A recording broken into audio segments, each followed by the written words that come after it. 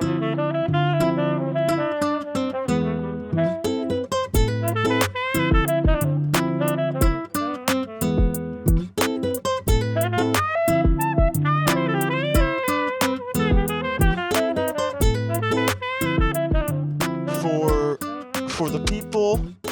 the people who are watching the video, which is on YouTube and Spotify, or the people who are listening on audio and notice that my voice doesn't sound super clear right now, it's because I'm wearing a mask. A Pikachu mask. And why am I wearing this Pikachu mask? It is the only thing that I could put on my face comfortably that could be used for a face reveal, for a hair reveal. Now, as I say that, I understand how stupid that sounds. Because you can see my hair right now. But I guess it doesn't really, the full effect isn't there until I actually take it off. You know what I mean? So, Pika Pika, bitch. Welcome to the Something Cafe. And I got a haircut. And I got all of my hair cut. In fact, my hair is currently in a Ziploc bag on my kitchen table. Because I'm going to donate it. So, yeah. Check it out. Ow. The mask is so uncomfortable. Ladies and gentlemen, good morning. And welcome back to the Something Cafe, the only cafe where you have something to say. My name is Celestino Dooley, and this is episode 23. I guess, you know, when I intro it like that, when I say it's episode 23, it almost feels like I'm introing like an informational podcast, where it's really not. It's comedy, and it's 90% comedy, 10% you persevering through what I think is comedy. So, yeah, I got my freaking haircut, dude. The last haircut I got, the last time I cut my hair, like truly, right? Because like I've gotten my hair cut, you know, to like cut off split ends and stuff, or like make the back just a little bit more even, you know. But again, I'm putting my hair up in a bun, right? So it's not really a haircut. I haven't got my hair cut in a year and a half. I want to say a year and a half. I want to say that. Why? Because I specifically remember when I decided to keep growing my hair out. It was around the time, I believe it was around Christmas time of like 2023. At first, I was growing out my hair to just comb it back. So by that, I mean, not even, yeah, like, I don't know. So when I moved to Florida, I had a very general haircut, like very, you know, just kind of whatever. In fact, I have a picture that I took literally the moment that we pulled into my new apartment down here in Florida. So let me see if I can find that. But I just had a very general haircut, you know. Actually, the hair is covered up by a lampshade. I'm still going to show that to y'all. When I first moved here to Florida, I had a pretty generic haircut. Pretty much, it's damn near basically exactly what I have right now. But back then, you know, I moved here like August, June. Which one comes first, June or July? January, February, March, April, May, June, July. Okay, so I moved here July of 2021, which was the year I graduated high school. And I specifically remember, like, my first day of class at the university that I was going to was August 2nd. So when I moved here in July, I basically had the same haircut I have right now. But that was that was 3 years ago. So I was a little bit younger. I did not have a beard. I did not have a mustache. You know, I would say I think I think there's a clear difference between baby fat and fat. So now I feel like I've lost all of the baby fat. I'm still fat, but I think I've lost all the baby fat of just like being young. I could be also completely wrong. Um, I guess what I'm trying to say is I look more mature now. Am I more mature mentally? A little bit, but I don't know. I feel like I look more adult now. I'm looking at myself right now, having a very introspective moment as I look into my eyes and as I look at my eyebrow that I put a slash through. But yeah, the hair just didn't look that good, in my opinion. It probably looked fine, As you guys know, I'm not the the bastion of confidence, but the hair looked fine. And once I moved on here, I thought to myself, I really want to change things up. I really want to have a change, kind of like what I just did right now. I wanted a change, right? So I wanted to I wanted to do something that I felt was pretty Sicilian, or Italian, and I settled on this haircut. Every time I say this or that, guys, if you're listening on audio, I'm putting Evan is putting the photos up on the screen. But I started doing this haircut where I would ask them to shave the sides down to basically, I'm pretty sure I asked them to shave it down bald, like all the way down to the skin. And I would grow the top out and just comb it back with gel. Did I like this haircut? Yeah. Did everyone like the haircut? I don't think so. But I was kind of digging it. I wanted something more Italian, something more fun than kind of just the normal whatever haircut. So I've got a couple photos up now of that, and again, that was freaking 2021, and this is like the worst trap is when I get into my photos, is because it's like all I'm doing right now is just looking at a bunch of photos, and I shouldn't be because I'm working right now. So here's a video that kind of gives you the all around of the first Florida haircut. You can have my guns when you pry from my cont. It was when an old friend group of mine, it was my birthday, and they did. I thought it was hilarious. Those specific people are out of my life now for the better for me, because they were not great people, except for a few of them. Like one of them just called me like an hour ago. Very cool. I love you, Casey. I love you, Vonnie. Those two are two of my bestest friends. Just classic, dude girl best friendship. Every time we see each other, it's just always harmonious. Gonna throw some vocabulary at you. But yeah, so it was a video. It was my birthday, and it was a video of them taking a video of me reacting to what they did to my van.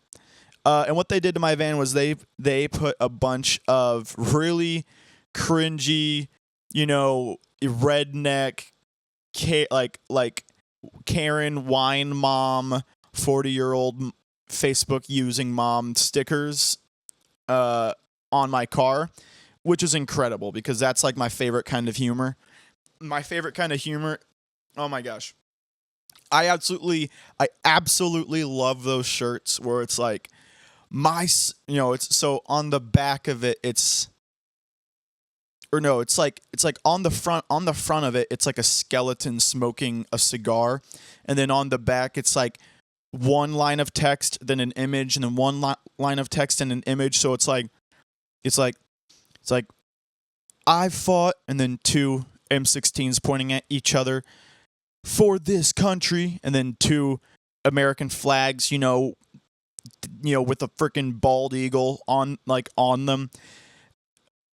Like, I fought for this country with my heart, and it shows like hearts with bullet holes in it, and with my ammunition, and something, and then it ends with like Army grandpa, 3034 platoon or something, like it, like super ultra specific. Like, I fight for my granddaughters and my french fries because when I'm in America, all I can think about is eating with my family. It's just freaking beautiful. So that's a fun little video for y'all there. So I had that haircut for a while, and as my hair was growing out, I would have them keep cutting it and whatnot. As my hair kept growing out, I was kind of like, hey, like maybe let's stop cutting it. Let's just let's see where this train takes us. You know what I mean? So it kept growing out, and then it got kind of longish. Here's a photo of that, and I'm gonna make sure that these photos are funny because I want them to be. Because why would I give you boring photos? Come on, I want to show you funny photos. So I grow my hair out some more. It's starting to kind of hang, and I'm kind of digging it. I honestly think that is actually one of the better. I actually think that is one of the better hairstyles for me. Mom really hated it, but you know what? That hairstyle was one of the first hairstyles where I would look at myself, I would think, you know what? This looks good.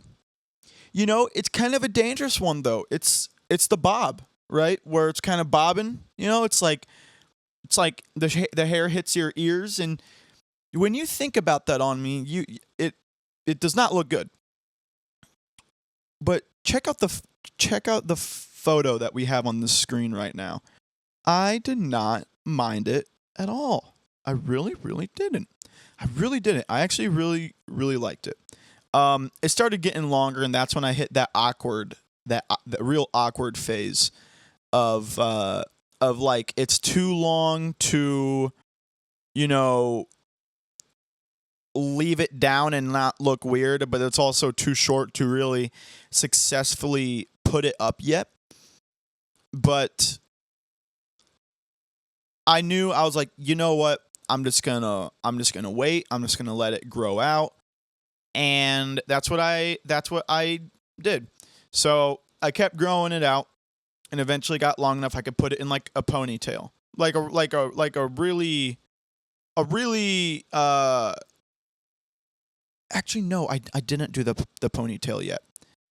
I was doing probably my favorite hairstyle I've ever had on me. I mean, this hairstyle looked amazing. So my favorite haircut that I had was this one. We're throwing it up on the screen right now. I don't even know what you call this. Is this what you call a wolf? Like a wolf cut? Like what do you call it, right? I don't know, but it's long. I called it the lion's, like the lion's mane. I really like this one. I thought this one looked great on me. I thought this one fit me the best. Leaving it down, and it really was not in the way yet. You know what I mean? It wasn't getting in the way like how it got in the way now, before I actually cut it. And yeah, I'm not even gonna lie to you guys. This was a haircut where I was actually pretty happy with myself, which is a little rare for me. If you do know me, it was really fun to have while I performed, because this was also during the time where I was performing. Just fun hair to have, made outfits look nice and complete, made me look like a creative. It's not like I've got like the high and tight or the freaking buzz cut. What I didn't do is exactly why I even opened up photos, was to see the time period where I did start growing out my hair, which would have been May 6, 2022 is when I started to let it grow out. And that's when we went into the wolf cut and everything. And yeah, grow, gets longer, starts to get really long. That's when it's like, oh crap, all right, I've got to start putting this in a ponytail or a man bun or something, because yeah, it was just getting long. Now, I will say this, like the man bun was doing fine, but it was just kind of small, it was just small. It was a small little, it's like a small little, if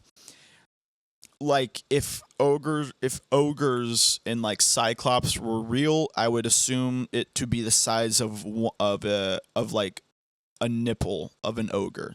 Don't get me wrong, I really, really liked how the long hair looked.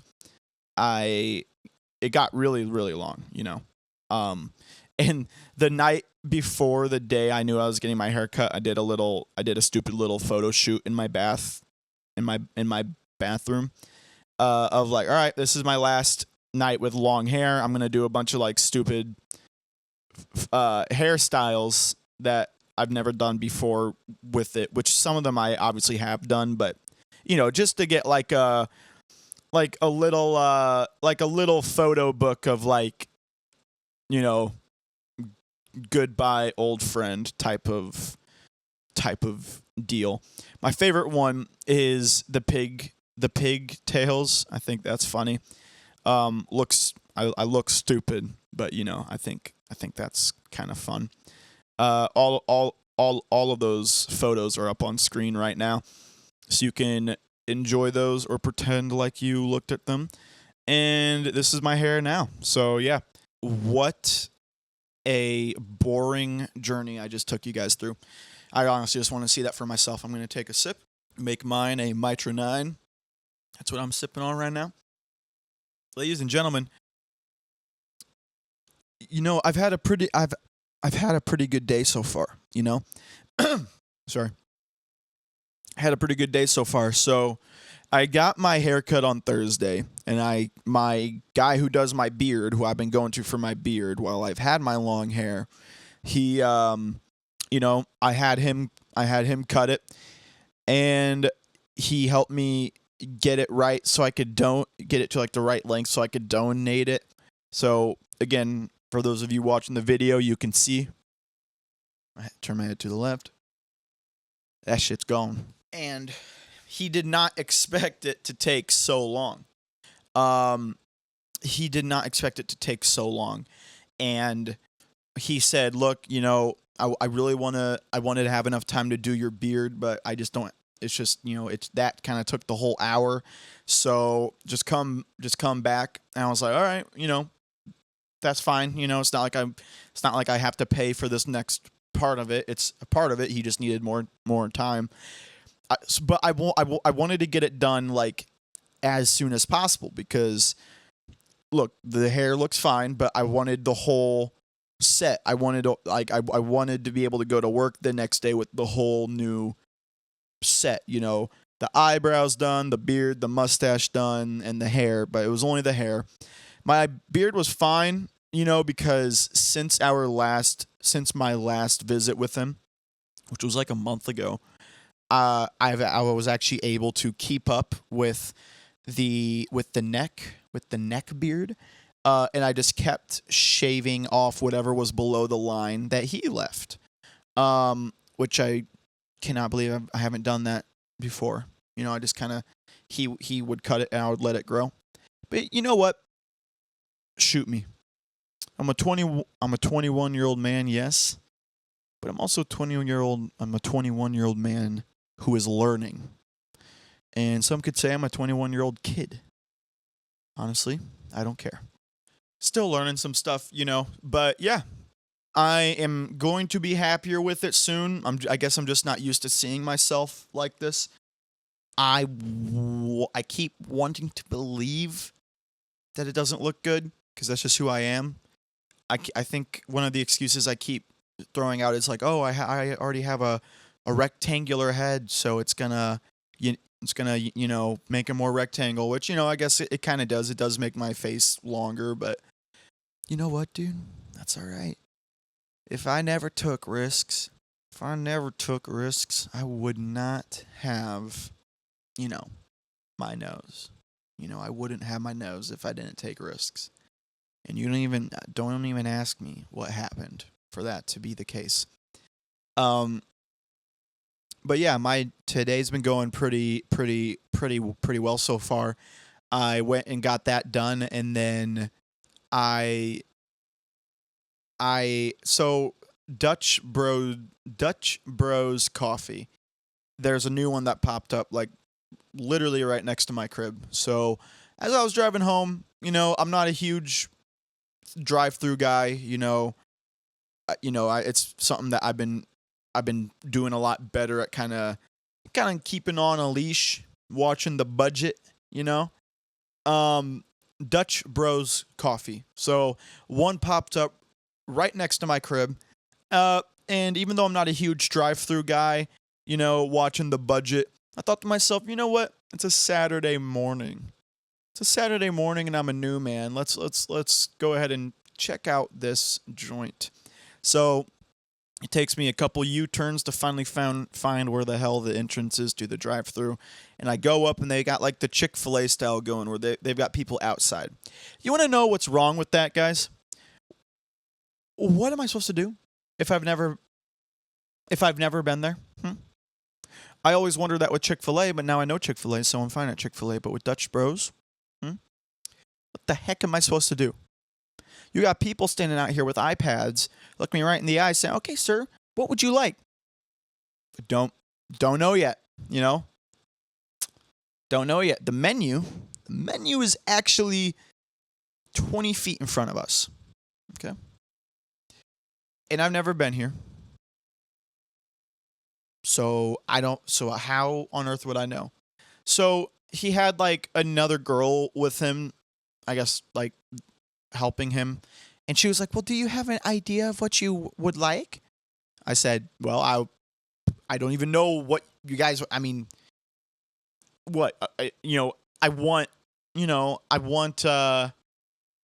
want empanadas right now. But I doubt you guys sell empanadas, Don't ask me, "Well, do you have an idea of what you want?" Yeah. Dutch Bros Coffee. I'm a wild guess here. Spinning on the Jeopardy.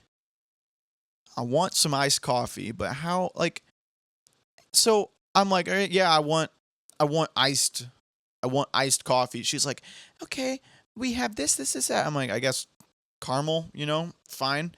And then I said, "Do you guys sell stuff to eat?" And they called them muffin tops, which already this is like the Starbucks syndrome where it's like the Starbucks syndrome where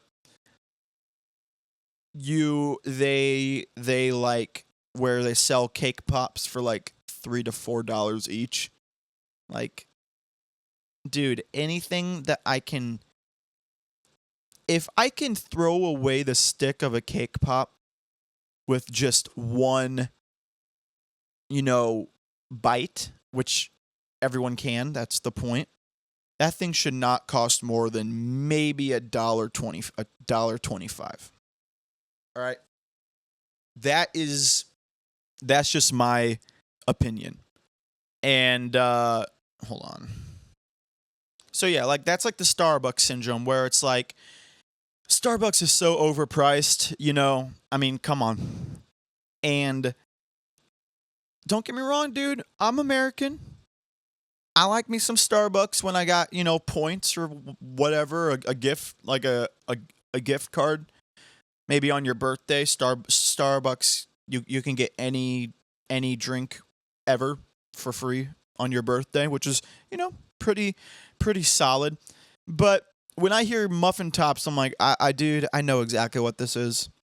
It's a really easy way to sell a tasty sounding food. I mean, the only part of muffins we all care about is the top, but it's a really easy way to sell it because it's like, oh, it's only the good part of the muffin.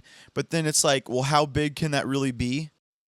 Are they selling freaking, you know, 3-inch in like 3 inches in diameter muffin tops of, you know, for like $5, you know? So I'm like, all right, already, I don't think I'm ever coming back here. I get done ordering $10. I'm like, well, all right. Well, that's a mistake. You know, because again, like Starbucks would cost that, and I don't go to Starbucks. So I'm like, well, it's a good thing this is a one-time thing. I'm here to try it. You know, whatever. So as I pull forward, I pass by their little menu. I'm like, son of a bitch. Like, I'm looking at it, they've got these awesome looking lemonades and energy drinks. And when I say energy drinks, I'm not talking about some like weird Dutch Bros collab with Logan Paul Prime. I'm talking like their own Dutch Bros like refreshers, which is what they call them at Starbucks, but like their energy drinks. I'm like, this is awesome. And they have shakes, which I wouldn't get because at the time it was like 8:39. So, but I'm like, hey, I'm absolutely coming back here to try one of them shakes, brother. That's probably going to be right after this episode, if I'm going to be completely honest with you guys. But yeah, I'm like, dude, there's like so many different kinds of coffee. Yeah, nice guys, you know. Like this is my issue with the whole with the people, you know, up there. Now, if the people held it's not even like each of these people are talking to multiple customers. You are only talking to one. You could easily just have a laminated menu, and you come up to my car like, hey, I'm on like, and they give me a menu. You know what I mean? Like, that is such an easily doable thing. Do you have an idea of what you want? Hey, dumbass. Never been here. You know? So I get my food, and I get the coffee. I'm like, hey, coffee looks good. Looks like just a general large iced coffee, you know? And they gave me the muffin top. Now, I was pleasantly surprised by the muffin top. Usually, muffin tops make me upset because that's what I see when I look in the mirror. But this muffin top, the thing was the size of my hand. If I like stretched all my fingers out, the thing was like maybe like one finger digit less in diameter of my completely stretched out hand, which is probably the most complicated way I could have, you know, phrased that ever. That was good. I got like this like friggin' lemon poppy seed muffin top, you know, which sounds like a really really fat blonde stripper's name. And yeah, I mean, hey, solid, you know. I'm not trying to be a freaking food reviewer here. Frankly, I can't stand food review channels. But hey, cool, good. Why am I talking about this again? Oh yeah, because I'm just explaining my day so far today. So yeah, the appointment, my barber appointment was at like 7 a.m. Maybe I missed that part. Freaking 7 a.m. That was like his first slot available when I looked at it on Thursday. So I'm like, whatever, right? Hit that, hit Dutch Bros, went home, laid down, took a fat freaking nap, dude. I just sprawled out there like a little lazy starfish, man. Napped for like a couple hours, woke up, it was like, it was like 10, 9, probably 9 and 9:30, 10, which was great because it's, for those of y'all who have been listening, you'll know that the later I end up recording, the more upset, depressed, anxious, paranoid, and frustrated I get, just because it's like, well, nice one, Jack. You just wasted a perfectly fine day. Now, it is a little later than I usually like right now. It is currently 3 p.m. Why? If I just said I woke up at like 10:30, it's 3 right now. Why? Do I feel a little bit of the anxiety trying to creep in when I think about the fact that it's 3 right now? Yeah, I do. But it isn't for naught, my dear friends. Because I've actually had a pretty good time since when I woke up to now. Dude, I don't know why, I was just cleaning. Some people have therapy. Some people have marijuana. Some people have, women named Mercedes. And I have cleaning. And not just cleaning. I'm talking about cleaning items. Like items, like weird kind of like you don't have to clean it, but you could. It would look better. So I cleaned my MacBook, and when I say clean my MacBook, again, it's not even like I'm talking about files. I physically cleaned my MacBook. The keyboard was getting a little grimy, kind of gross, and I have a keyboard cover, and the keyboard was getting gross, which honestly, now that I think about it, the keyboard has probably been like that since I got the keyboard cover, and I've been using this keyboard cover for like 2 freaking years now. So yeah, a little expired keyboard gunk, and I took a cloth with some 70% isopropyl alcohol, and I wiped. Oh my gosh, it was so therapeutic just listening to my podcast. I was right now I'm listening to the podcast called Brooke and Connor Make a Podcast by TMG Studios. I really, really like all of their podcasts under that studio. In fact, they just came out with a new one where one of the co-hosts of Brooke and Connor Make a Podcast, Brooke, has her own podcast now called Obsessed, and it is about everything that she's obsessed with. A little odd of a podcast like that for me to be a fan of. I mean, there's nothing wrong with that. It's not something I would ever expect, or you would expect, But I do think that she is pretty freaking funny. Like, she's not a comedian funny. It's like the way she talks. Now, with Californians, it's a hit or a miss. It really, really is. Like, oh my gosh. I don't know if they're, I hate saying the word creators. I don't know if they're on, I don't know if they are internet celebrities. I think they are, but they have been on the TMG podcast, which is the parent podcast of TMG Studios, which produces Brooke and Connor Makes a Podcast, and the podcast Obsessed by Brooke.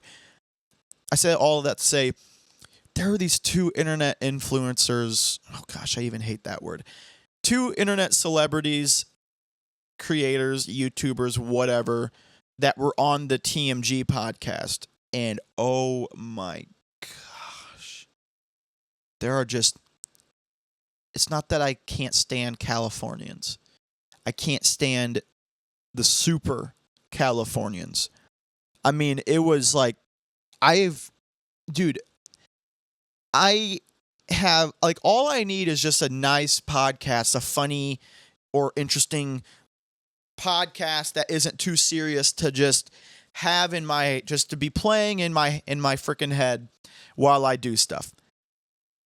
There is not a second of the day that goes by where I'm not listening to either podcast or music.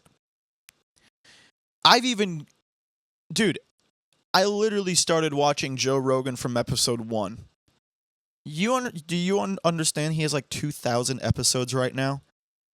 And his first episode came out in like 2002, right? Like, what I listen to doesn't really necessarily need to hold some sort of some freaking like high caliber of art. This was the first time I've ever skipped an episode of like anything, especially like an episode from a good podcast. The TMG podcast is incredible. They're funny dudes. It's amazing. It's amazingly produced. I had to skip it. They had on these 2 guests. I think it's called like Enya. Their names are Enya and Drew, I think. Holy crap. The California was just dripping off of them. How do I know they're Californian? Well, the TMG podcast is in California. That's where their studio is, and they were talking about California stuff, and it wasn't even the girl. You might be thinking to yourself, oh, is it the Valley, like the Valley girl that he was bothered by? No, in fact, I mean, the girl, I think Enya was fine. I mean, not my favorite person to listen to, but I mean, if it was just her as a guest, I would have kept listening. It was the dude. He was the freaking dude. Valley girl? No, this was like Valley bro. A Valley boy. It was insufferable. I have a speech impediment, and I think I do fine. I mean, like, and here's an example. So, like, one of the hosts, like Noel, who's one of the hosts of the TMG podcast, he'll ask, oh, hey, hey, Drew, what'd you or like what do you think of that new trend going around? The guy would talk like, so I don't really care for that. Like, it's whatever, Like, I just like want to keep to myself, and I don't really. It's kind of like, I don't want to go. I like Trader Joe's and like growing my own soap. It was like so much. It was just, oh my dude, I've never wanted to own and use a gun on myself more in my life. I cannot stand it. I can't. I can't. But yeah, I was cleaning. Jeez.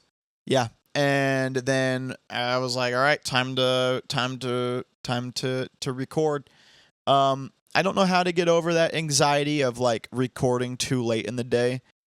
The anxiety's valid, a little bit, just because it's like, hey, kind of, let's get going. Don't, like, start and finish early so you can have the rest of the day to work on it and then do whatever. But at the same time, it's like, it is not my job to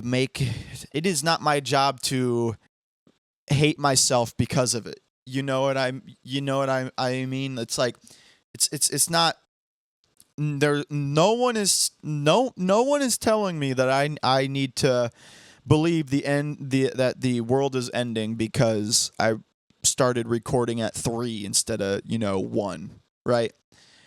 I don't know how to get over that, just kind of something that we deal with. Listeners of the pod, that I am a brother that deals with a lot of anxiety. I am going to start therapy though, which I'm pretty excited about. I haven't signed up or done anything, about it yet, but I will be today when I bring my laptop to the cafe to work on work on this. When I say work on this, what I really mean is work on getting the files ready to send over to Evan. So yeah, and that was 50 minutes of talking about what was just on my mind. I did not even get into the notes. So let me take a sip right now, all right? But yeah, guys, yeah. So yeah. Feeling pretty good about the hair. I still have to get used to it, right? I still have to get used to it, but you know what? That's just what I got to do. I don't know how I want to style it, but whatever, dude. What the frick ever. So, I brought it up once, but I don't think I explained it. So, for those of you who are wondering why Cafe Critique has not had an episode as of recent, it is because Brittany, my co-host, decided to quit the show. For personal reasons, whatever. I don't care. I care about her. I don't care about why she left. That's kind of like my view on a lot of things. That's one thing that I've kind of learned. Not even learned. That's one thing I've kind of became or gotten good at while working in the music industry is I don't care about your personal problems unless you are either family, a very, very close friend, or a friend that I think is, how do I say this? Or like, or if it's a friend that's in a situation that I can feel 100% fine with getting involved for, I don't know, like the safety of them or what, whatever, right? But with her, and this isn't something that I want to hide from her saying.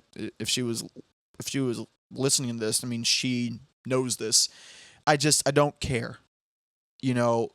I care when I'm asked to care, and I care when I care.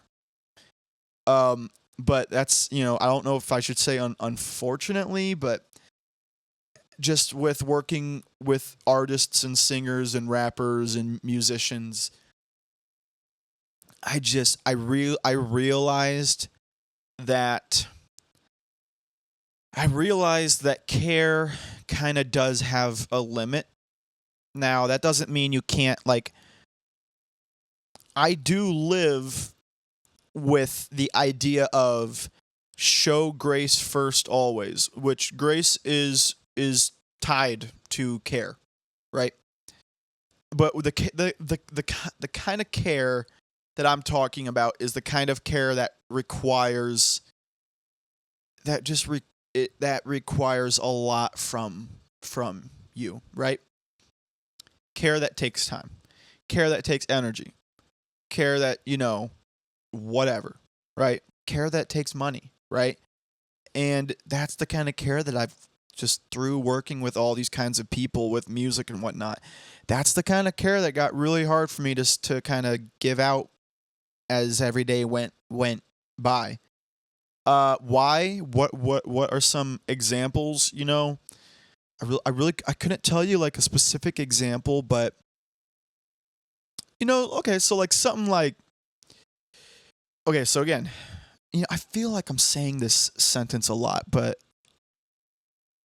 I'm gonna say again, for those of y'all who listen regularly, you will know that the one reason why there's a couple reasons, but like the one reason why I do not miss working in like the local music scene, or like performing in the local music scene. The one, like the main reason is because I will die earlier if I have to keep spending time with some of the with some of the personalities in there. It is obviously not everybody, and you know what? It's not even the majority. I think I could confidently say it's like a 50-50 split, which, you know, if you've been in my position, or if you're someone that's listening and has been in the music industry for like multiple decades, and is like, oh, young blood don't know what he's talking about. I mean, dude, absolutely. Young blood does not really know what he's talking about. But the young blood right now is just talking about what he's experienced. What I think about it all is obviously not even a reflection of the scene, or the work, or the music, or the people, or the crowd, the zeitgeist. Throw some vocabulary on you. I've been working on my vocabulary recently, and that will not show in this episode because I'm gonna forget. But this is just my experience of doing it for like 4 or 5 years now. I don't know, dude. Just some personalities in there. I cannot do it anymore. I can't. Every single day, someone's got an issue with you, or you've got an issue with someone, and you find yourself to always. Now, this is gonna sound a little arrogant, but you always find yourself to be the bigger person, and it never matters, right? Have you found yourself in that kind of situation? It's kind of something to think about, right? How often do you find yourself in a position where you are always the bigger person? Now, I will put some caution tape on that, because I know people who believe they are always the bigger person in the situation, and it is never true, because they might be selfish or arrogant or stuck up, or whatever, right? We all know people like that. But I mean, some of these people, man, I just cannot stand them.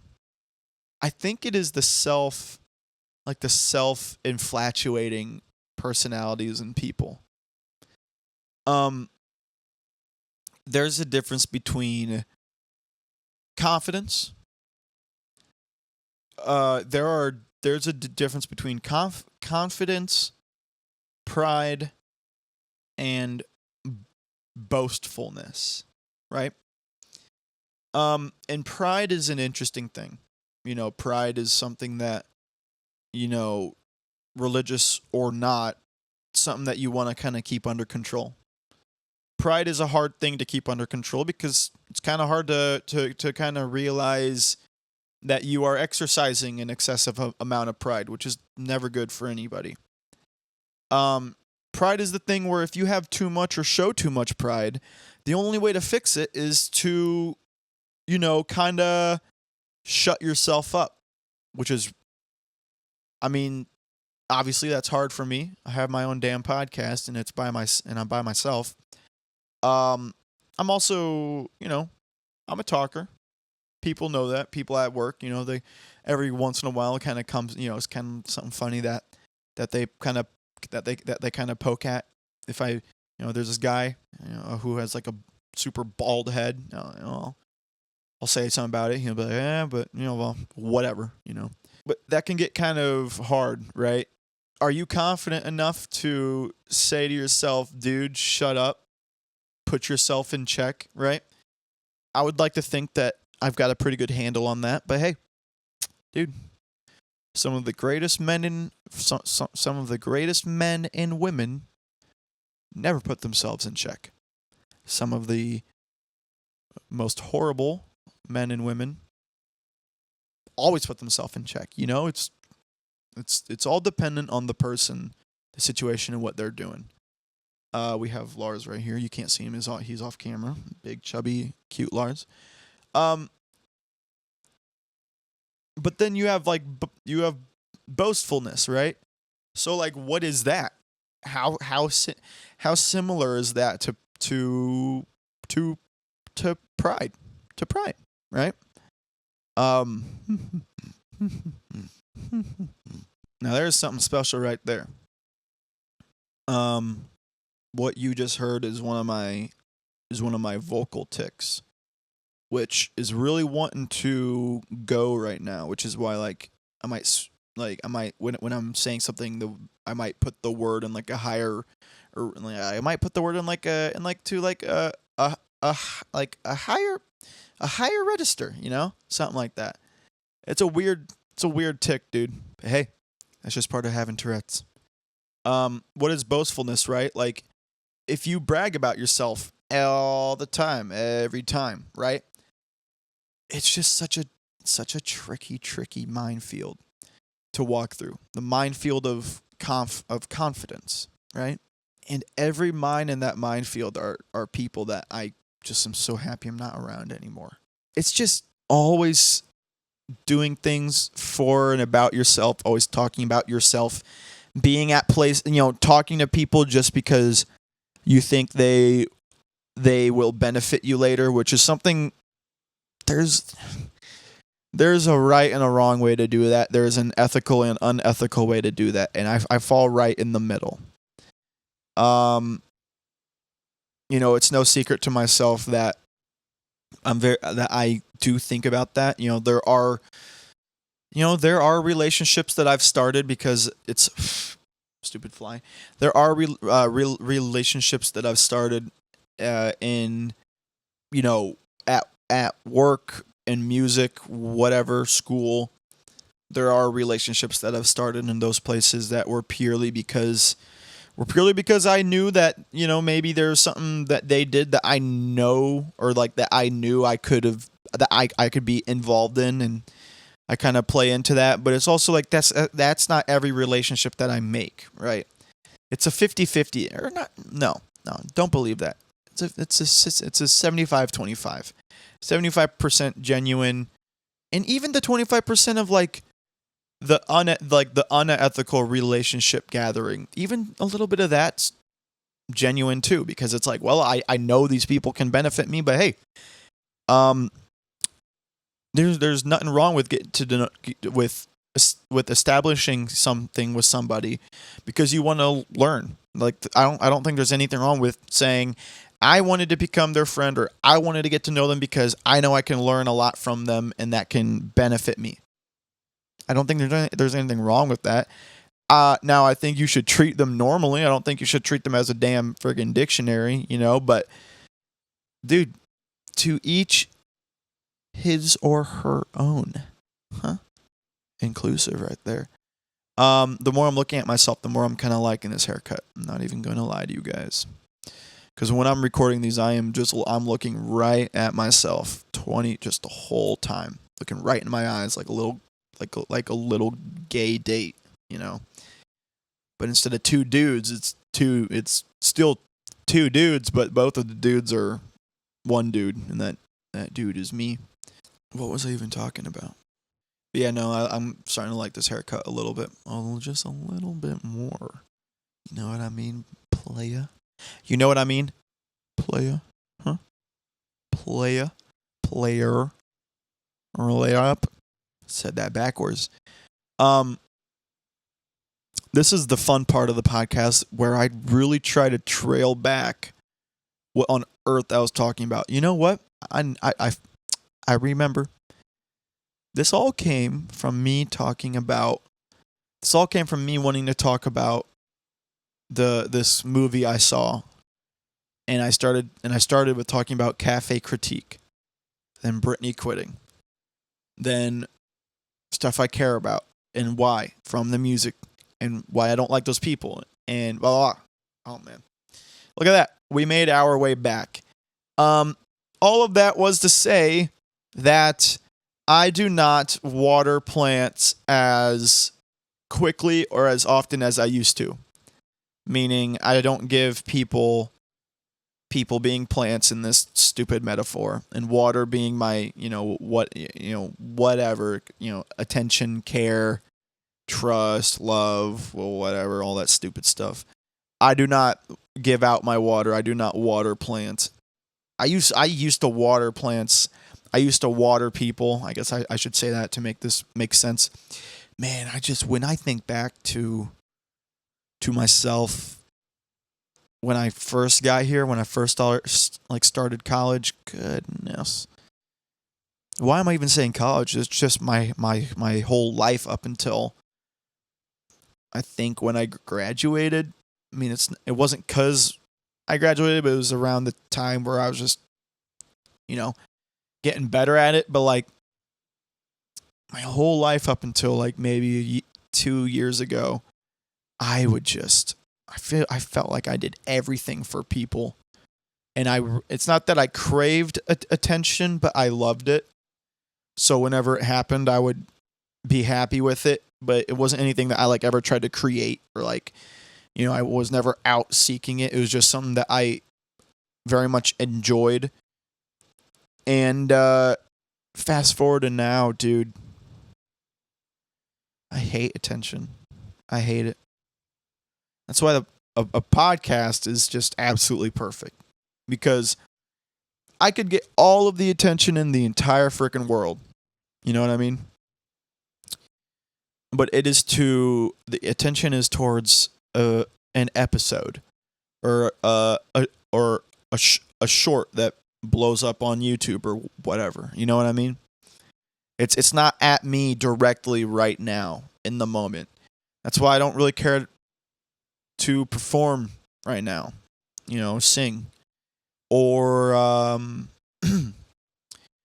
even like the worst part about getting this big haircut change, right? I mean, everyone at the hospital that I work at has never known me other than man bun. There has not been a single day, and it's next month will make a year of working at this hospital. There is no other version of me that anyone there has seen, known, or has known without the man bun. It's just been that. So I knew once I came into work on Friday, I'm like, oh my gosh. I already know. It's not like it's not like I'm some freaking prince that's like, I just can't stand the riffraff. I can't stand it. I can't stand all of the attention that I'm gonna be getting.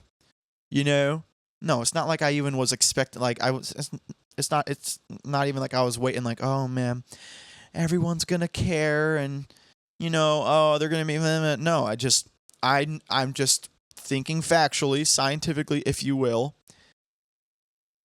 I look very different than what everyone there knows me for, and I know people are going to talk about it to me, and I don't want that. I don't want that kind of attention. I don't like talking about myself, which is crazy because that's all this podcast is when I'm doing a solo episode, but you get what I freaking mean, guys. You get what I mean.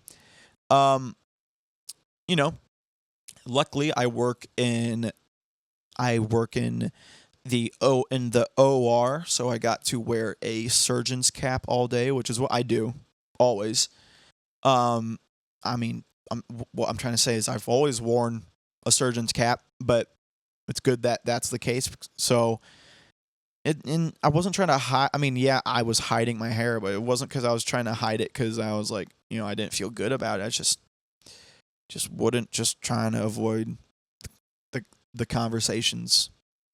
So yeah, let me take a sip. Cafe critique. Where this whole freaking thought came from. Cafe critique was fun, but I'm also not too upset that I had to put it on pause. Just the way things were being done, just wasn't really cutting out for my personal standards. But what I am going to miss from it is like getting to see a movie every week, because I never ever watch movies. I don't. I mean, I've obviously seen plenty of movies, but not once in my entire freaking life, 21 years old, not once in the last 21 years have I ever been the one to recommend me and my friends go see a movie, you know, or like, oh, dude, come on, like, I really want to, I really want to see this movie, you know, like, let's go make, you know, like a little freaking play date out of it, you know. It's like, just never. And doing Cafe Critique gave me that kind of excuse. So before, now the last movie I saw was the Amy Winehouse biopic. And Brittany had already told me that she couldn't make it, so I was like, hey, fine, like, sounds good. I can do this one. I can do this one solo. And then as I was in the movie theater, like, while all of the ads before the movie started were rolling, that's when Brittany sent me a text saying, just her telling me that she can't do the show anymore and this and that, you know, blah blah blah. And I was like, well, you know, shit. All right. I was like, all right, well, I guess I'm gonna ride this one out because I'm already here. I'm sitting in the seats, so which I was going to do anyways by myself, but, you know, now there's no... I was like, well, I guess I could still go home and make the episode, but I didn't end up making the episode because, you know, afterwards I'm like, man, I'm not going to... If the show's on pause, I'm not going to go home and make an episode, you know. But it was only me and, like, 2 other people. Have I already... Damn it, have I already talked about this? I mean, so there's a little behind the scenes with the show notes. Just throughout the week, you know, I update my notes app with just stuff that I want to talk about or stuff that came up, you know, whatever. And so let's say I do an episode and there's something that I don't talk about, I forget to talk about, I don't feel is the right time to talk about, whatever. So if I intentionally save it for the next episode, all I do is when I create the next little list for the next episode, I transfer it over, you know. So like, it's this is episode 23 right now. I if for some reason I didn't end up talking about Back to Black, which is the name of the movie, all I would do is when I create the when I create the list for episode 24, I just copy and paste it over. And I damn near feel like I've been copying and pasting this stupid little bullet point for Back in Black for like the last year. But I feel like I've talked about it. I've talked about it so much in real life, but and you know what's crazy, guys? You want to know why the freaking Amy Winehouse movie keeps getting copy and pasted over to the next and the next episode, since I'm trying to freaking bring it up and talk about it at some point. You want to know why? Because, guys, that movie moved me in a way that no other movie has ever made me feel. Like, it was incredible. It was incredible, you know? That's one of those movies that I will always remember. I will remember exactly, you know, at what point of my life I was in. I will remember exactly why I went to see it. I will remember, you know, where I was sitting. I will remember who was in there. I can tell you that right now. There were three people. There was me, your boy, by myself, and a couple rows behind me was this, I guess, these 2 friends, but they were like 40 to 50. They're like probably in their 40s, maybe 50s, like 45-year-old textbook Facebook moms, you know, just total moms that love talking about, like, moms that love getting tea every Saturday morning to talk about pickleball with her other friend, but neither of them have ever played pickleball, and to secretly be attracted to certain soccer players, and post on Facebook every second of their life. That's who it was. It was me and those two freaking sisters. You know what I mean? So, I felt pretty outside of the I felt pretty outside of the out of the demographic there. And I was like, I wonder what they're thinking. I'm like I'm some like random overweight 20-year-old dude is in there by himself with a thing of freaking Twizzlers. But seriously, that movie was one of the best movies I've ever seen.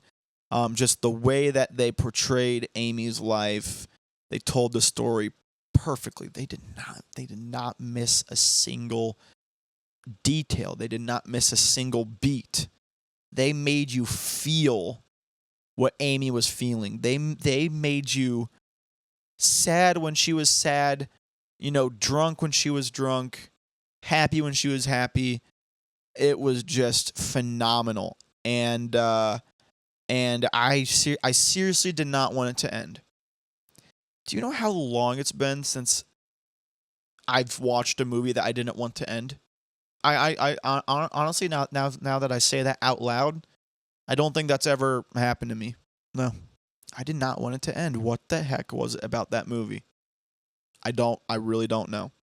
I guess you could say, oh, Celestino, you do and like music and live music. Maybe it was because you were relating to that. Like, the movie didn't really have anything to do with music. I mean, obviously it did. I mean, obviously music was a huge part of it, but that wasn't the point. The goal of the movie was to show you Amy's life, which obviously was all about music. So to say it wasn't about music is kind of a stupid thing to say, but I hope you understand what I'm trying to frickin' say. Just following her life, her love, the substance abuse, the recovery. What's the word? The recovery, the relapse, the recovery to the relapse to the recovery to the death. Like, it was just incredible. So incredible that I almost wanted to go and see it again. Like, I mean, this is so weird. Like, if you're one of my friends in like real life, you will, like, you are right. I know like, I am there with you guys. What on earth was in that soda that I was freaking drinking there? It was just incredible. And I've been wanting to talk about it for like the last couple episodes, and I feel like I already have, but I also wanted to make sure I brought it up so I can finally take it off this freaking note. Wow. I will say the ending sucked. And I'm not saying I'm like, oh, guys, in the end she freaking died. Well, okay, it's duh. That's what happened in real life. You would assume that the movie ended when she died. I'm gonna spoil it because, for one, this is a real life event. There's nothing to spoil, but the only thing there is to spoil in movies is how they tell it, right? And I will spoil this. So it ends with her and her father in like this really, really big, nice house. I'm assuming she bought from all of the money from winning like the what was it? The Grammy something. It was some big award. And she was, I mean, wow, it was just beautiful. The scene was like them kind of setting things up. All of the chandeliers and the light fixtures still had, like the clear plastic bags over them, so so dust doesn't get on them while they're painting and cutting up drywall and stuff. And what was really cool is throughout the movie, as she fell in and out of her alcohol abuse, every time it, like, once it got to the part of her life where her alcohol use was like life threatening, the camera would cut to her drinking in a very specific way. It would always snap to like the whole screen would be like the neck of the bottle and her lips to like her ear, right? I mean, it would always kind of cut to that, to kind of show the the importance of like why and how and what made her spiral, you know. And in this final scene of the movie, which didn't even feel like the final scene. I'm like, I know she dies, so this is obviously nowhere near that, right? I mean, they are both like her and her father are in a house that I'm assuming that he's helping her get ready and fix up, and you know, daddy's little girl and the things that he's seen her go through. I mean, it was like a very pleasant scene. And what was cool is I bring up like the camera shot of drinking alcohol because as they're in there doing stuff and talking, the camera snaps and you're thinking, oh crap, you know, like is she like, why is it snapping to the drinking angle? Because they, you know, the dad and her are talking about how far she's come, like with the abuse. Like this is at a point where she's in the best shape that she had been in, you know, since she kind of started the substance abuse. And it snapped to her drinking something, and it was a bottle of water, which small little scene / detail for me to spend so much time trying to set up and explain. But you know, I don't know, that was pretty powerful. You know, you gotta understand. I was like, wow, like this is really good storytelling. This is rare. This is some incredible cinematography, you know?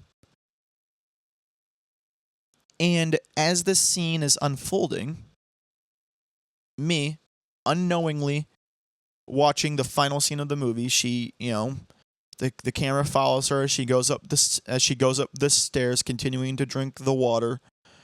When I was talking about this scene to someone else, they were like, "Oh, well, do you think they were trying to subtly show you that that was actually vodka or something?"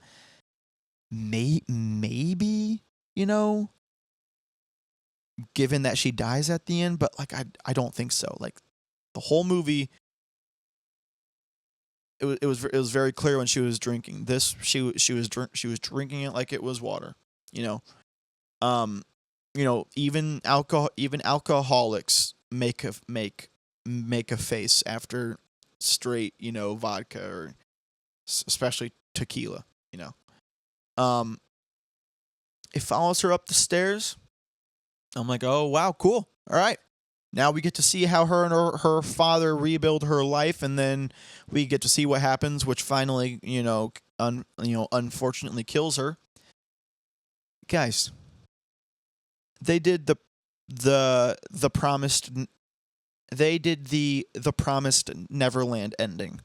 If you remember the Promised Neverland ending, spoilers for the anime The Promised Neverland, at the very end of the show, it ends in it. You know what, Mom? I am not gonna cuss. The show ends in a flipping slideshow. I mean, what the shit? What the heck? The anime, it's such a great anime, ends in a freaking slideshow. Amy Winehouse, this movie, she goes up the stairs. I'm all like, oh, okay, you know, what's going to happen next? The damn screen fades to black. Text pops up. Amy goes on to live her life after such a benevolent achievement of the award, but soon falls back into alcoholism and passes away due to you know, liver failure or whatever killed her. And the credits start rolling. I'm sorry. What was that? Perfect movie. We're ending on a freaking Google Doc. We're ending on a Google Doc. Why? The credits start rolling. I'm like, what the heck? Dude, I was so emotionally ready. You do not understand. I was so emotionally ready to finish out the movie. I'm sitting there twirling my hair, writing in my freaking diary, you know, with freaking Helga and Lisa up in the back row of the theater. Probably lesbians. Couldn't tell. They were blonde, so you know it's kind of it's a toss up with two blondes, but what the heck? Such a beautiful, perfect movie, and it ends on a Google Doc. Credits roll, lights come on. I'm like, well, oh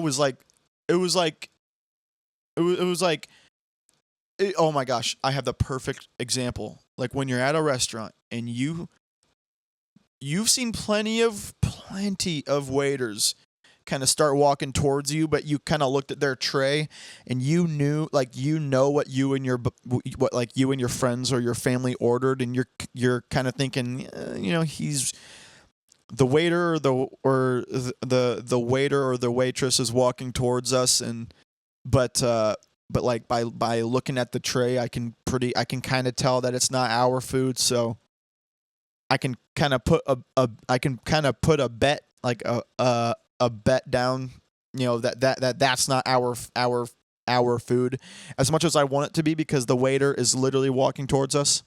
Sorry, here's Larry.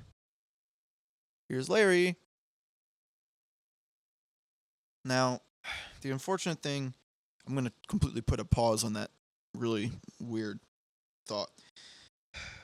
For those of you on the video, if you just saw Larry, you will see that his eyes, they are a little messed up.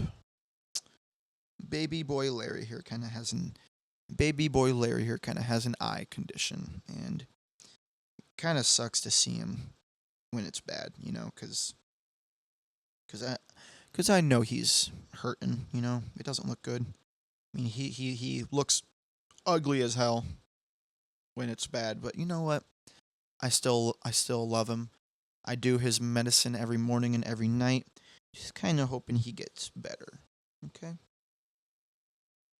I know. You want to say something? You want to say something to the people, huh?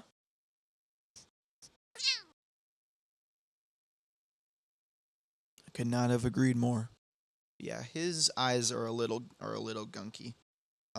After I record this, I'm gonna take a warm cloth and wipe that off. But kind of sucks. I don't like seeing him. I don't like seeing him in pain, even though he is kind of like my stepson right now. Back to what I was saying. Lights come up. I get up. I'm like, well, all right. I leave. Whatever. Did the ending suck? Yeah. Was the movie incredible? Yeah. Do I find myself like almost laughing just because it's like, what an odd movie for me. Not even odd. The better word is random. What a random movie to become Celestino Dooley's, to become one of Celestino Dooley's favorite movies ever. What a random movie to become one of the movies that has that moved Celestino Dooley more than any other movie that he's ever seen, except for maybe Cars. But yeah, then I went home and I was like, do I want to do a solo episode of Cafe Critique? No. I thought to myself that I would. I went to one of the Kava cafes. I was like, I was kind of like, I kind of want to sit down and be on my phone for a little bit, kind of let it soak in and think about what I'm going to talk about. And then I ended up staying there for like a couple hours, and when I got home, I was like, you know what? I'm just gonna let the last I'm gonna let, because Cafe Critique isn't done. It's just on pause right now. I'm just gonna let the last episode of Cafe Critique be with me and Brittany, and it'll pick back up when I find a new co-host, because that show really does need a co-host. It just does, and obviously talking is not a weakness of mine. I could easily do an episode by myself, but it's just better with someone else to get those varying opinions, maybe some varying disagreements, whatever, It's pretty good. So yeah. No, it was a pretty awesome, kind of memory, I guess, of this movie. The thing is, though, unfortunately, the movie is not going to do as well as it should. In fact, I don't think it did as well as it should. I'm gonna look up. Let's see what the budget was. Okay, so this is per Forbes.com. The movie database reported that the production budget for Back to Black was $30 million before prints and advertising. Back to Black at least has gained some ground back in the international markets, where, per Box Office Mojo, it has earned $41.4 million. Now, actually, here's an updated. This is per Wikipedia.com. As of the 6th of June, 2024, per Wikipedia, Back to Black has grossed $6.2 million in the United States and Canada, which obviously there's more to this statement. But what the heck? What? 6.2 million in the United States and Canada.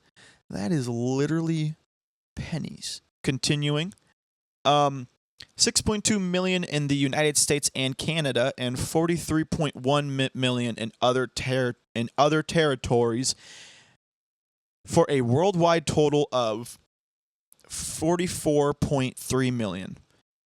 Back to Black debuted at a number 1 in the UK and Ireland with 2.7 million pounds, so 3.4 million USD. This is obviously okay. It's a surprise for the United States market, in my opinion. Like 6.2 million across Canada and the United States. I mean, dude, that's just horrible. But Amy Winehouse is obviously she is a European legend. Before I say anything more, I wanna check myself. London. Okay, yeah. Okay, yeah. Okay. I wanted to say London, but I also did not want to look like a dumbass. So, yeah, she's from London. So, not surprising at all that that it did so well in that market. Just a little weird that just a little weird that it did not do damn near anything in the US and in Canada. And you want to know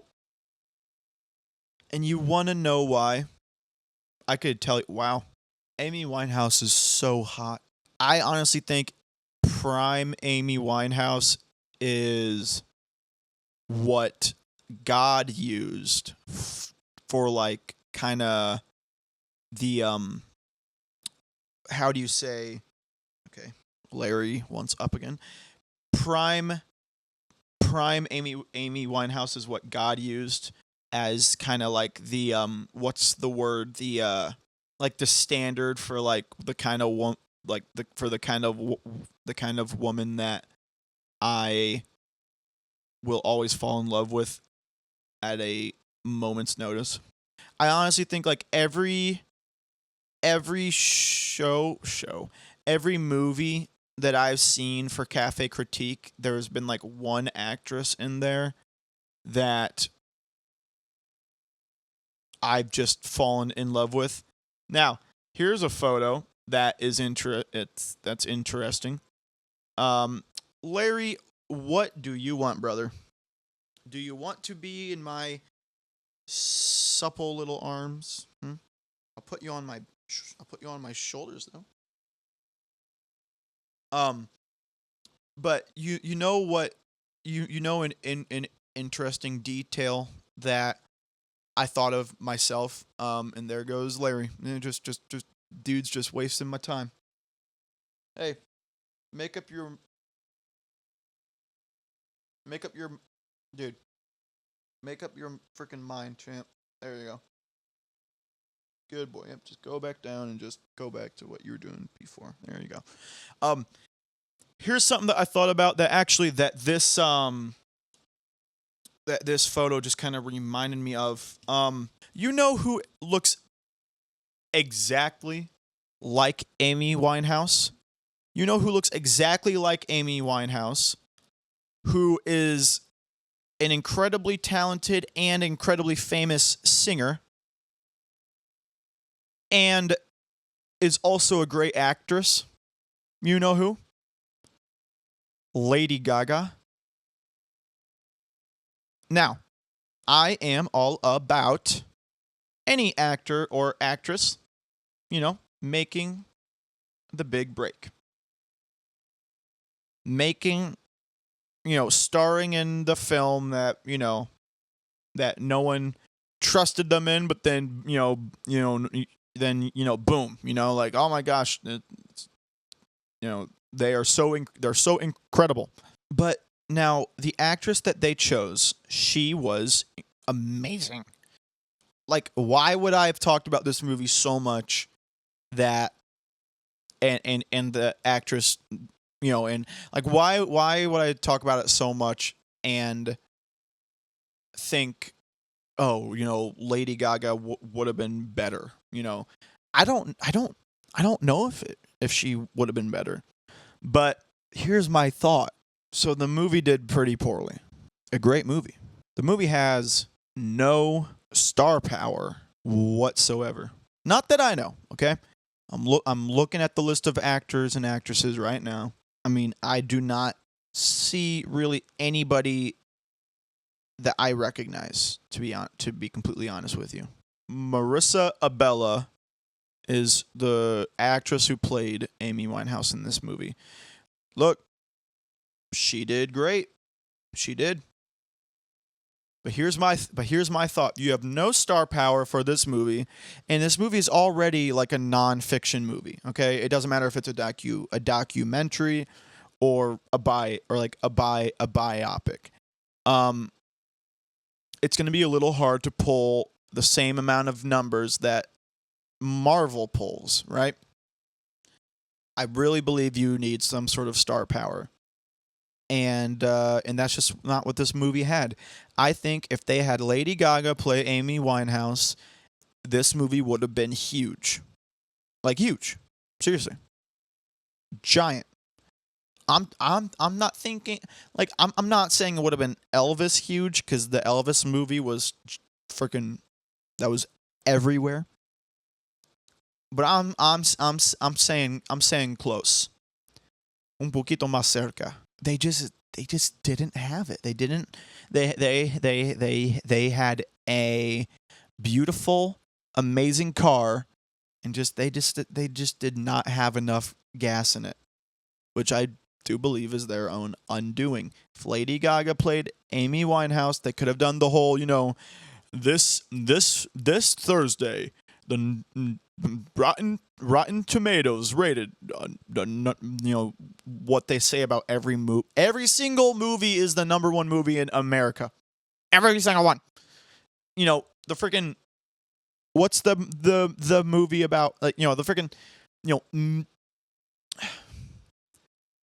I'm trying to think of an obscure reference that won't be funny, and I'm taking time to do so.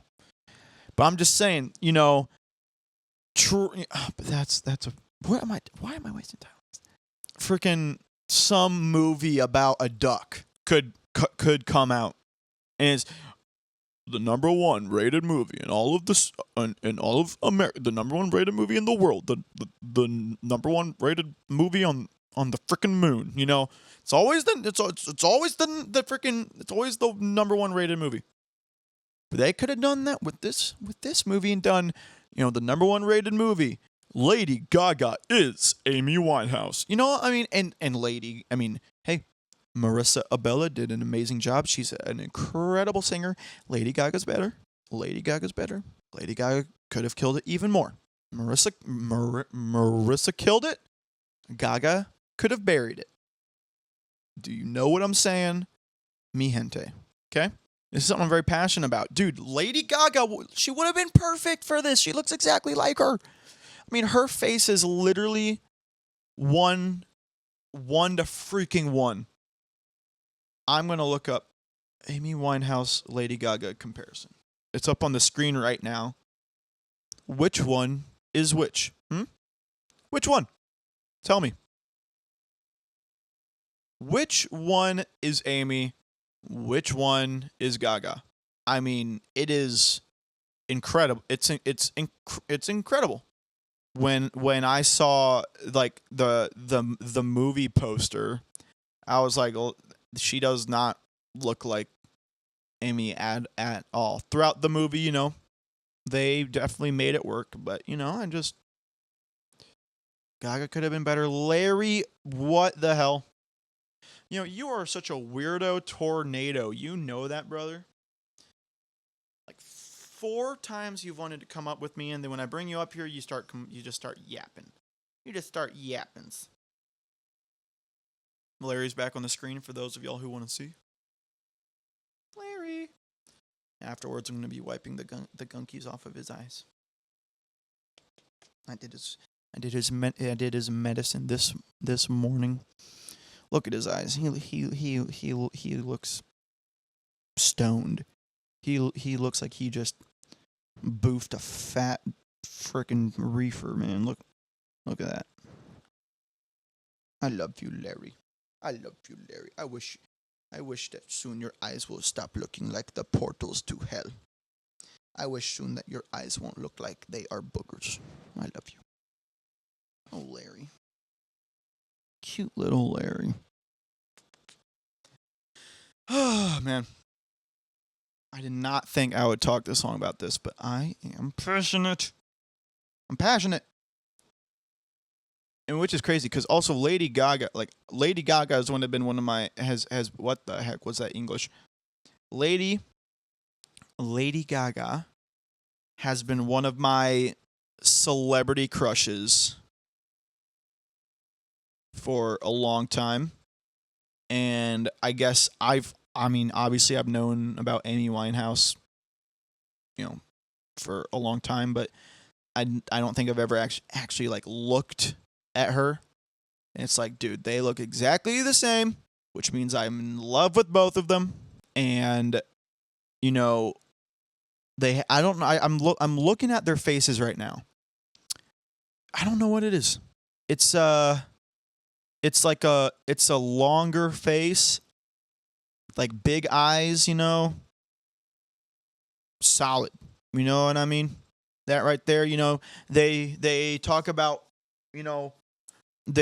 men being all visual and kind of about symmetry and stupid stuff like that, right? That those are some symmetrical freaking faces, dude.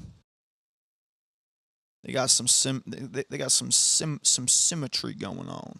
But yeah, I want to see how much the movie made in each country. Let me see. 6.2 million in the US and Canada, 44.2 million in other territories for a worldwide of 50 million, and the budget was 30 million. Now, here is the thing about so when you look at movie budgets, here's something that you might know, you might not know.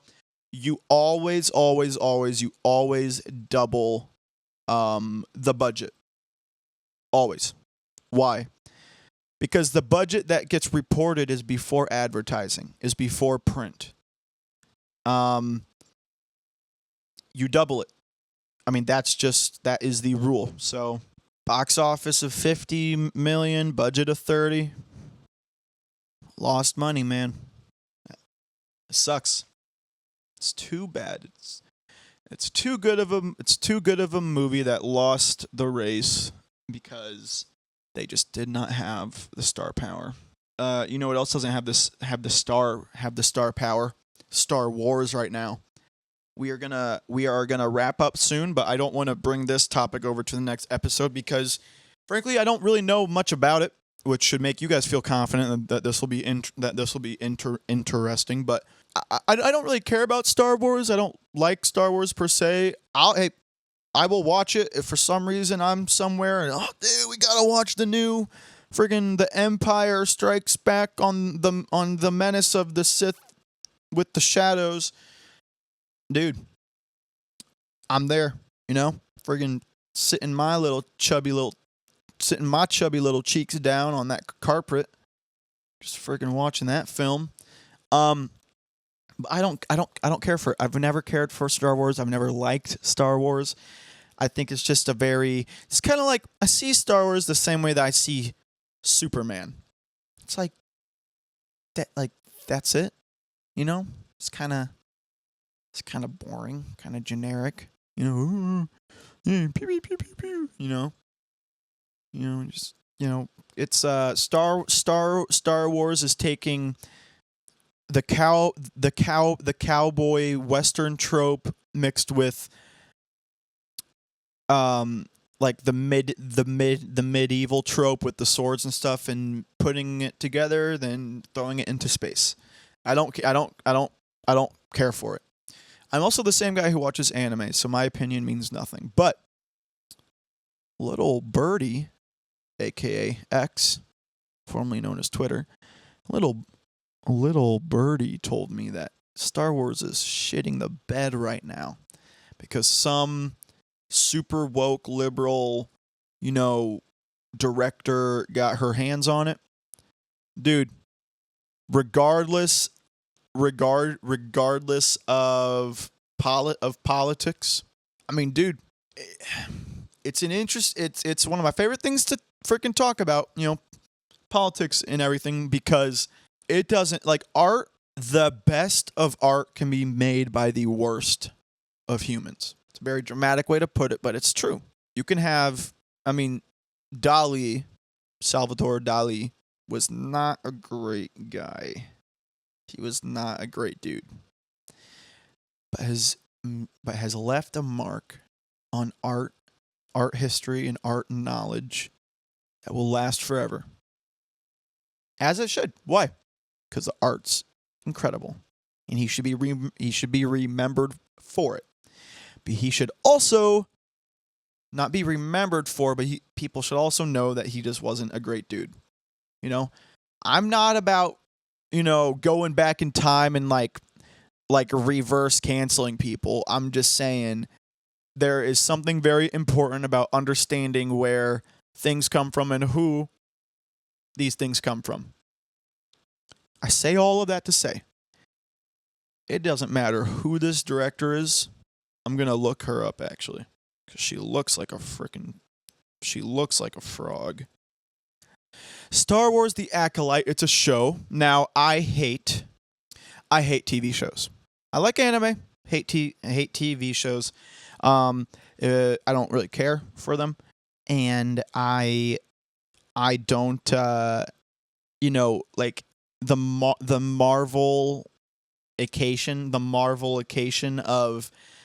marvelization, I should say, of media. Like everything is a TV show now. Marvel's got 30 TV shows. Star Wars got 30 TV shows. It's upsetting, dude. It's freaking upsetting, and it's never gonna change because it's too successful. it brings in too much money. It brings in too many eyes. Why? Because studios realized, we could spend a lot of time making an amazing film. And it's going to make a lot of money. But we're going to spend a lot of time on it. We're going to spend like a year or two on it, Where with a TV show, they can just pump them bitches out and make a ton of money. A ton. People are still going to eat it up. I will probably eat it up. Not with TV shows, but like stuff adjacent to that. Like game developers have been doing something similar along those lines and whatnot. But yeah, And this is just another one of those examples because it's just another huge cash grab that's going to be easy for them. Now, this one might have killed them. I don't know anything about it, so let's do a little learning here. So this is per Wikipedia. The Acolyte, also known as Star Wars The Acolyte, is an American science fiction television series created by Leslie Headland for the streaming service Disney+. Leslie Headland is the director who looks like a frog. It is part of the Star Wars franchise set at the end of the High Republic era, before the events of the Skywalker saga, and follows a Jedi investigation into a series of crimes. So I'm guessing it's some sort of prequel, I'm assuming. So yeah, from the looks of it, per Wikipedia, I mean, wow. This is one of those cases. You see it in games, you see it in movies. I'm not saying that the reviewers and the critics don't know what they're reviewing, but sometimes, most of the times, they don't. They don't know. Like, know what you're reviewing, know what you are watching. So it looks like Rotten Tomatoes gave The Acolyte an 85%, and it says that what was it? It said that So review aggregator website Rotten Tomatoes reported that 85% of the 150 critics gave the series a positive review with an average score of 7.15 out of 10.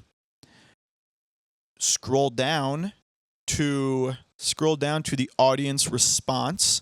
During production and marketing, the series received criticism from some people online for being woke. Specific issues included its initial description as being female-centric, the casting of Stenberg, who uses both she, her, and they, them pronouns, the overall prominence of women and people of color, and the idea that Headland, the director, who is openly queer and also the first woman to create a Star Wars series, was pushing an LGBTQ plus agenda. The series was called The Acolyte. Incredible. By some commenters. In May 2024, Kennedy spoke out against personal attacks directed at Headland by the primarily male Star Wars fandom. Headland said she did not want to exclude male fans and hoped that they would like the series. She empathized with those who were disappointed by recent entries in the franchise, but rejected complaints related to bigotry, racism, or hate speech.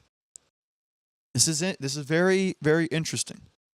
Now, I have not seen this show. I don't know, it doesn't matter what side is saying what. I do not believe things from, a it's not that I don't believe things. I know that's the case. I mean, I've seen it everywhere, but I guess I do not 100% trust anything I read firsthand.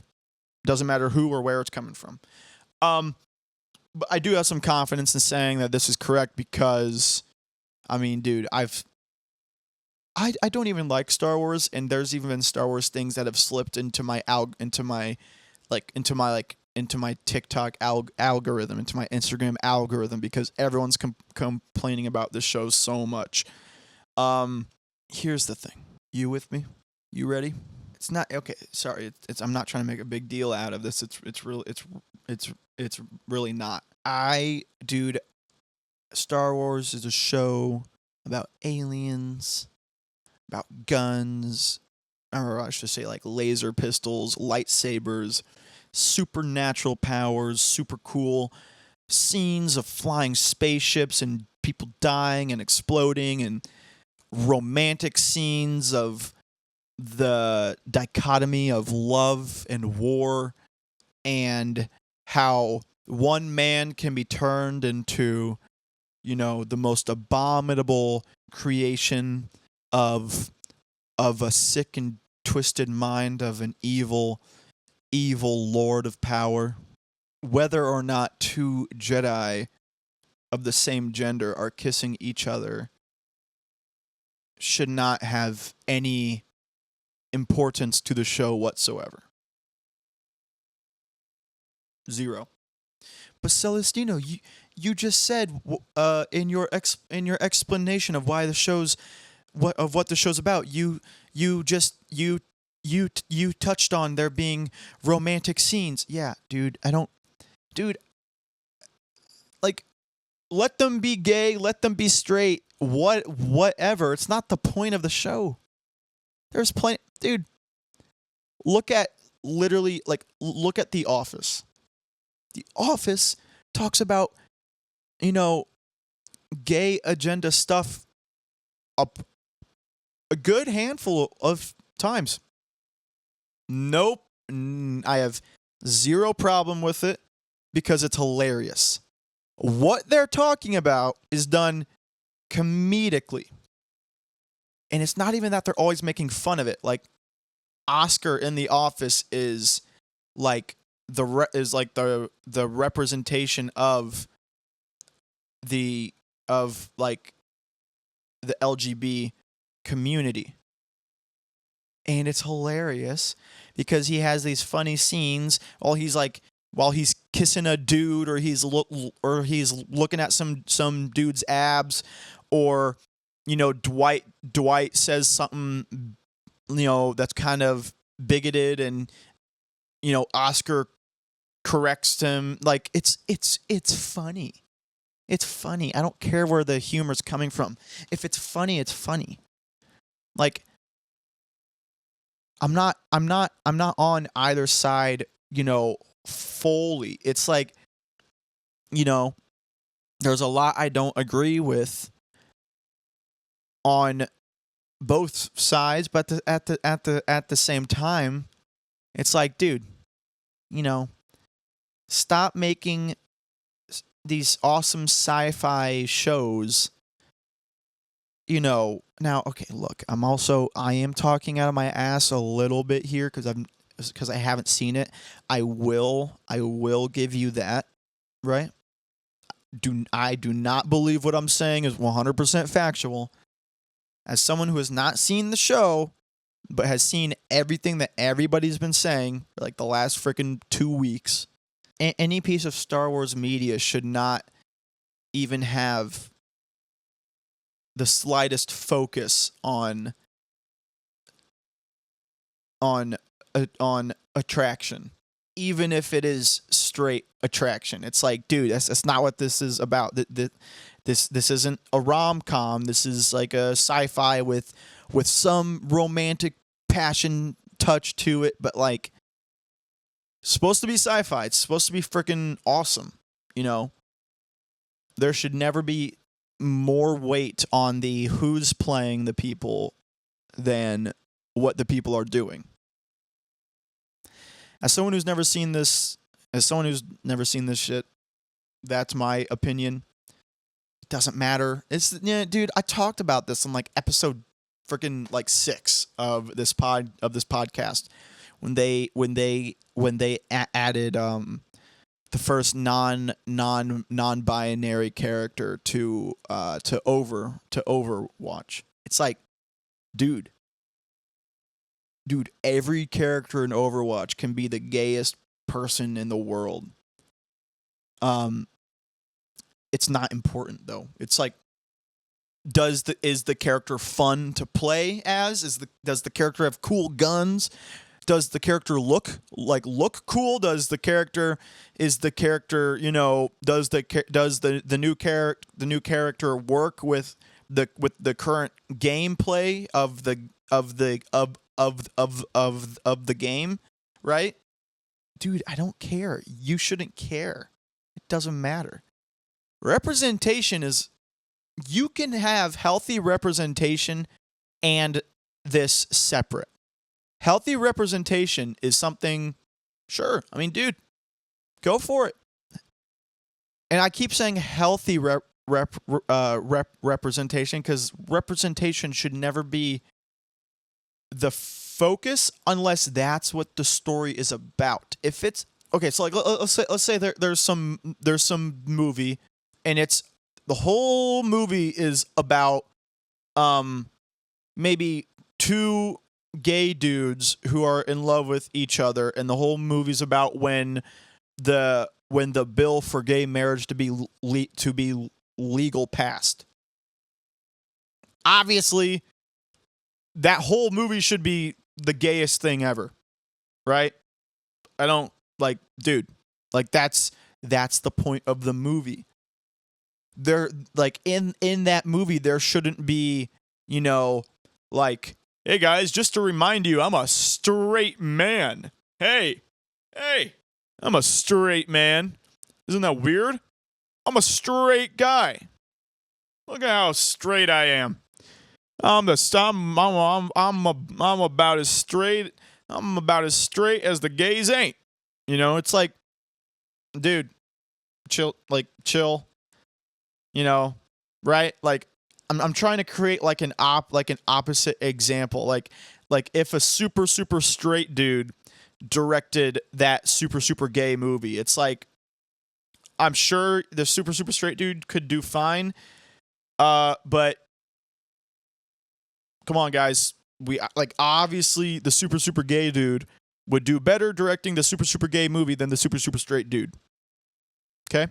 I'm saying all of this to say, I don't give a shit on who the characters want to freaking kiss.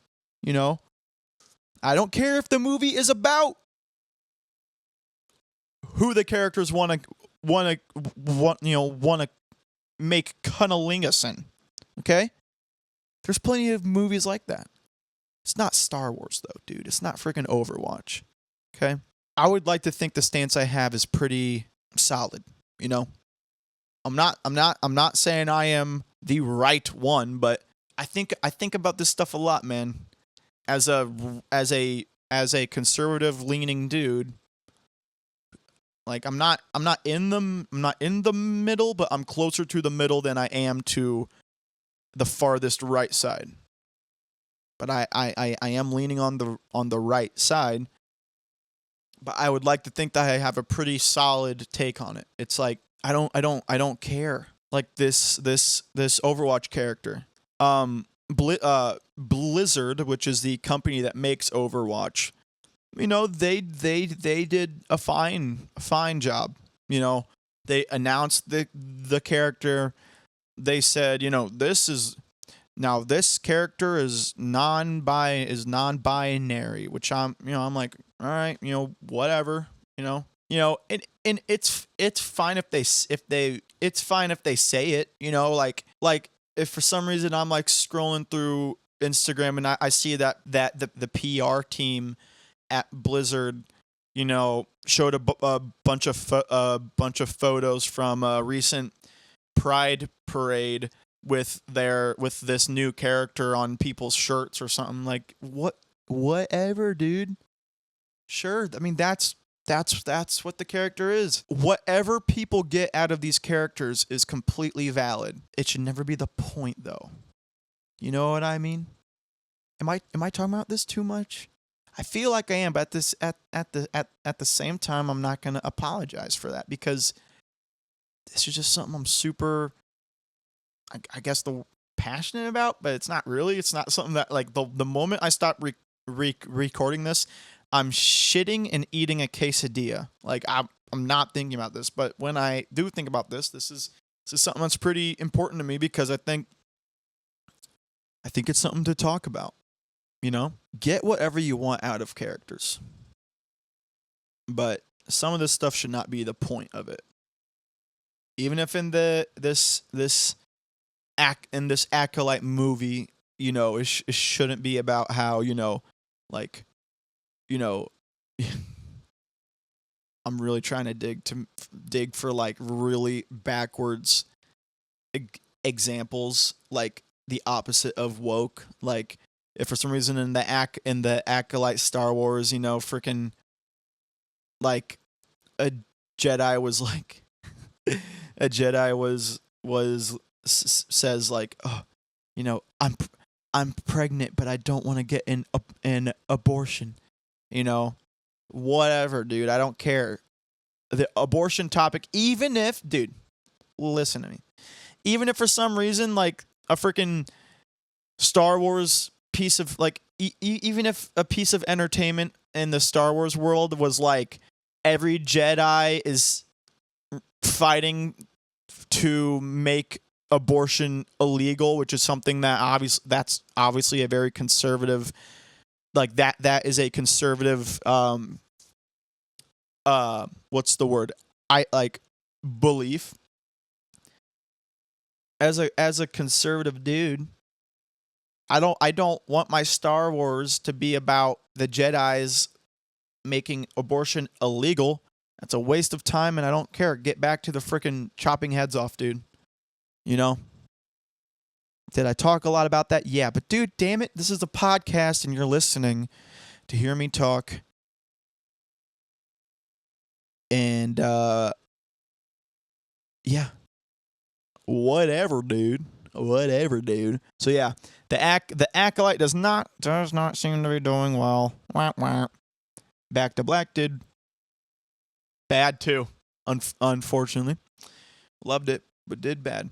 Look, guys, what an episode. 2.5 hours, I'll be damned. And we probably talked about 3 things. Why?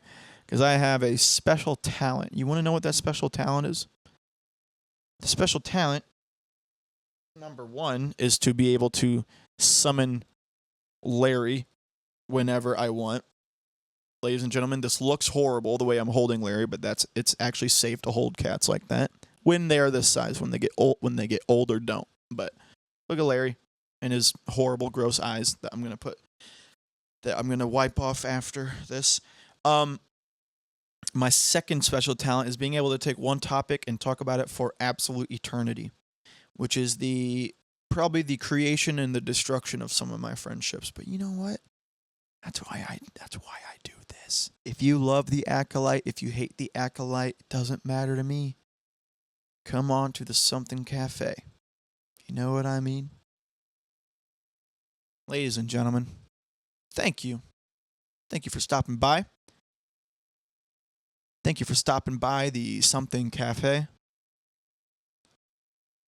You can get the Something Cafe on Apple Music, iHeart Radio Music.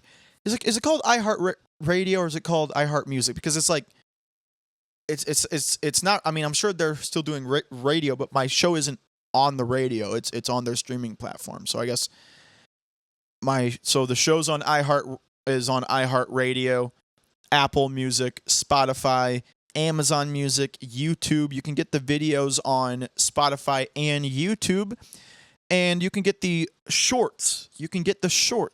When I say shorts, what do I mean? The short form content, the stuff that we clip out. Maybe it's something that you missed. Maybe it's something that you thought was funny. Whatever. We have it clipped out and edited hilariously by our editor, Evan. He does those. They're incredible. We have those being posted every day on TikTok, Instagram, and YouTube Shorts. I mean, come on, guys. This is some great stuff, man. You don't want to miss out on this. That's coming from the guy who's doing it. Look, thank you for not making fun of my hair. Thank you for listening, ladies and gentlemen, and Larry, who keeps climbing up. Thank you. You just sneezed. Thank you for coming by the Something Cafe. I'll see you later. Bye.